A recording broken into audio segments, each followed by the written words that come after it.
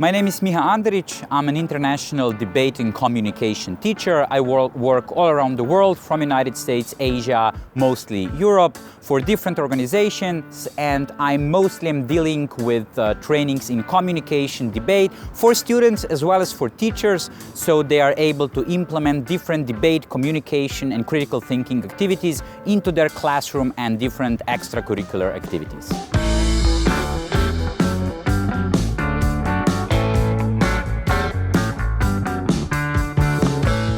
So when I say that I'm teaching teachers as well as students to start using critical thinking, I teach them how to listen carefully, how to construct their arguments, how to engage with what other people are saying in their academic activities, in schools, but also in their everyday life. I think it's very self-evident that this is what we need in society today, to be culturally sensitive, to engage in democratic life, and also to enhance our academic performance. In a lot of schools, we have great academic teachers, we have teachers who are teaching content and so on, but what sometimes is missing is an approach which would put students as the active part of an academic activity and would try to make them think, speak, engage, analyze, and this is what we are doing when we are teaching critical thinking through debate. Obviously, the first thing is you always need to know a lot if you want to improve your critical thinking. So it's about research, it's about reading. Then secondly, you need to know how to research and how to read, to accept the information critically. Then when you have the knowledge, you need to be able to organize this knowledge. You need to be able to construct arguments, not just to construct them, but also to use them in everyday life, in academic life, in public, in political life. You need to be able to present the arguments. That is to say that you need to be good in public speaking.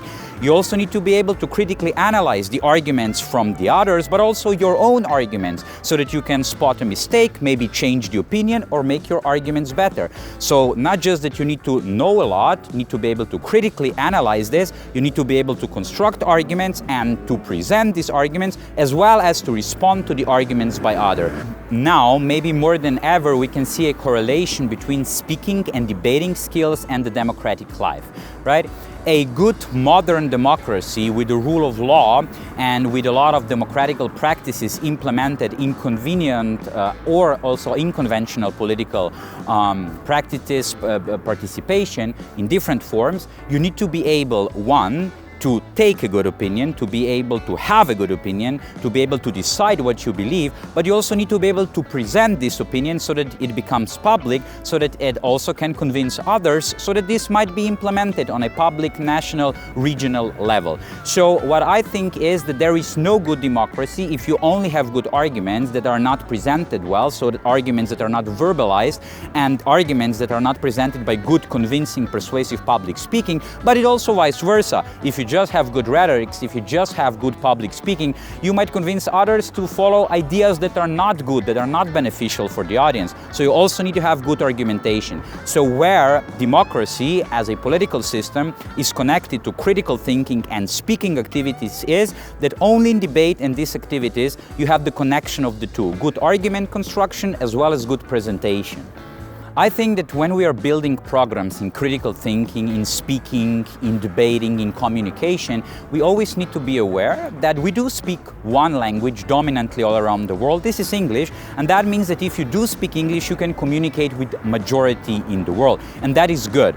And debating and debate activities are brilliant access for students to start speaking, because in these activities, this is not so very important if you speak grammatically correct. It is not so very important if you know all the little details of the language. It is important that you are able to communicate the content. So I believe it is important to be able to debate and communicate in English, because you are able to communicate with people from various different ideological, political, cultural backgrounds, and this is where we can enrich our ideas, cultures, democracies, and so on. And debate, in my pedagogical and teaching experience, is one of the best ways to get students to start speaking and using English, not just knowing the grammar. However, it is also very, very important that we foster national languages, right? Because language is, in the end, the only or the most important mean of transforming the culture, of preserving the culture, of enriching your own culture. So I believe it is important that students start speaking in foreign languages, not just English, all the foreign languages that they can and want to communicate in, but it's also very important that we do not forget about the national languages. So I always, when I'm trying to implement new school educational programs in debating, in speaking, in critical thinking, I always try to do both. National languages as well as at least one foreign language, so that the place for communicating with the whole world is open for students as well as teachers.